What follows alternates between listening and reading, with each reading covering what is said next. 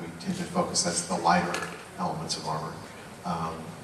The Mystic can also enchant items, which is basically a really great way to customize your item. So you can essentially add one affix to the item that is whatever affix that you specifically want. So if you're really focusing on making a very strong crit build, you can add a plus chance to crit or plus crit damage through, and there's tons and tons of different enhancements that you can get and enchantments that you can get. And those are found basically in the same way that recipes for items are found. You can find them in the world, and also as your artisan levels up, they acquire new ones along the way. So, but the best recipes are always found out in the world.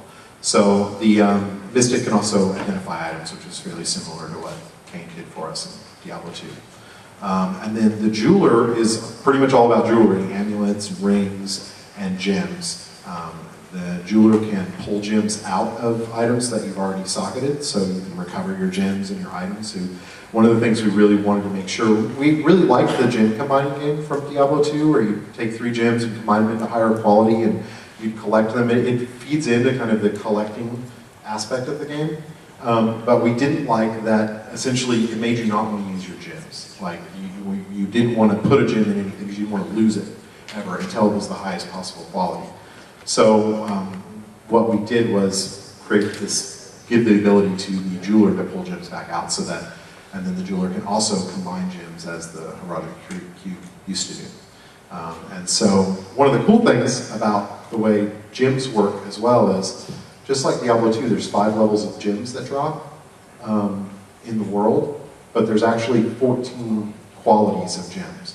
So you can get up to level 5 through the world, but to get level 6, 7, 8, all the way up to 14, you have to combine lower gems together. So 3 5s make a 6, 3 6 make a 7, 3 7s make an 8. Probably imagine how many gems you need to get to 14. It's a ridiculous number, but it's pretty cool. Like, there's, you know, an uber level 14 gem somewhere waiting for you down the road.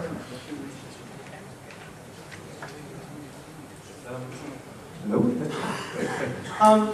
Can you go into a little bit more detail as to how the leveling system of the artisans works? Will they be only able to add to like an armor level 40 if they are a certain level, or do they need like materials of a certain level? How does that work? As you play through the game, the recipes become higher level, the materials become higher level, and artisans need to be a minimum level to work with higher end materials and higher end recipes. So as you go through the world, acquire materials. Most of the time the materials you need to upgrade them are the same kinds of materials you use for crafting, but as you progress through the game, the materials they need for upgrade become more and more rare. So it becomes harder and harder to get those exact materials. And once they're fully upgraded, you can actually specialize them so that they're become even better at a specific item type that you like. Like if you really like axes, then you could send your blacksmith down the axe mastery path. But yeah, it pretty much controls the quality of the item that they can produce. To get higher quality materials, do you have to sacrifice higher quality gear, or? You have to sacrifice higher level gear, not necessarily higher quality.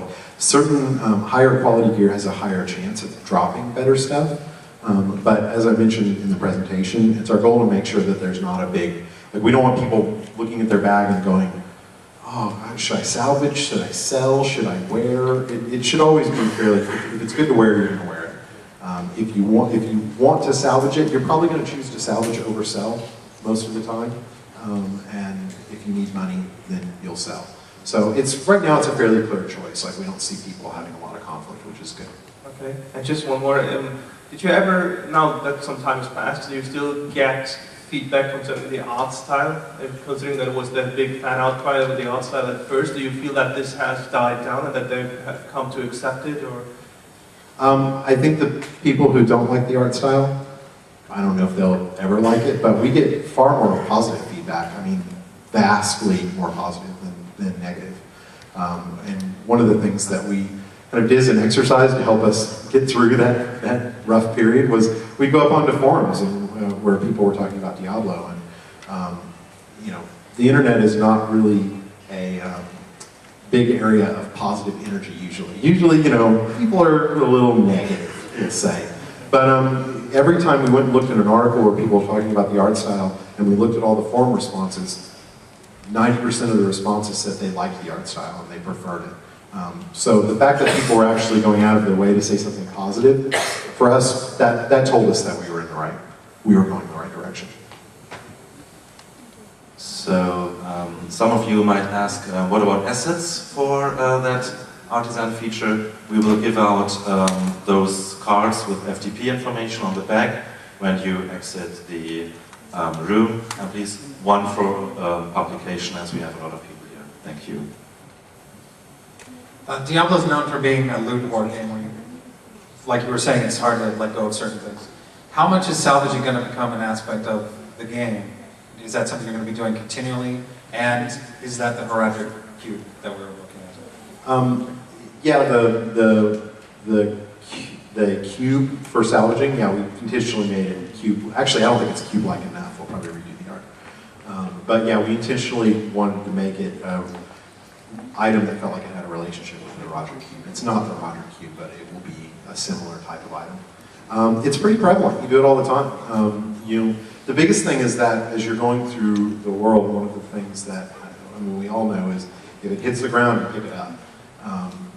So you run into conflicts a lot of the time where, most of the time you just jump back to town and sell items, but we really feel that breaks the flow.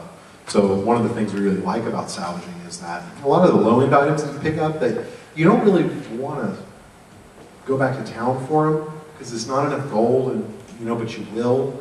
Now you just salvage them, and when you salvage them, it breaks them down into small materials. The materials stack really high in your bag, so it really helps you clear up space. So it helps you stay out in the world a lot longer. So it happens fairly often that you usually are breaking down like crappy items that you don't want at all, that don't even sell for that much. So that tends to be the focus.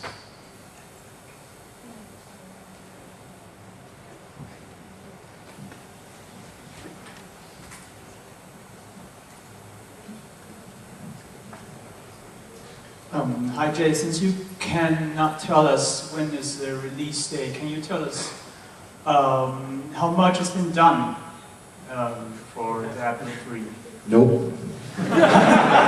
Because that's just another way to try and figure out when the release date is. It will be done when it's done.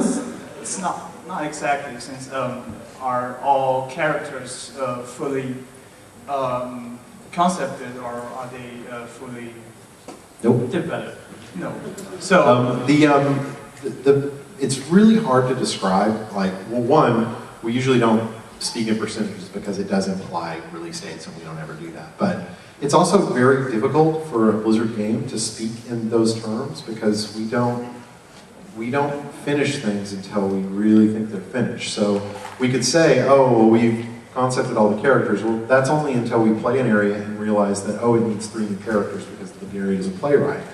Then we make 3 new characters for it. So we move through this process of constant iteration, and that's how our games, that's one of the reasons that we make good games, is we feel that this is an integral part of the process. But it's very difficult to describe to people how that process works. I mean, most games go through a pre-production period, and a production period, and then a polish period. We don't.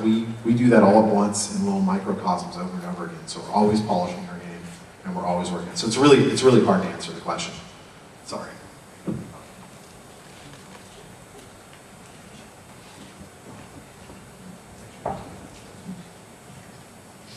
There's another one. Hi. In Diablo 2 you had Charzy and the barbarian guy working a little like artisans, but only once per difficulty. And you could never use both on the same item, so you could either socket a normal item or enchant one. Can you combine those abilities now? Yeah, you can add sockets, add gems, do enchantments. Basically, you can do all of it to an item, and you can do it over and over again. There's no limit like there was with. I mean, Charzy and I forgot.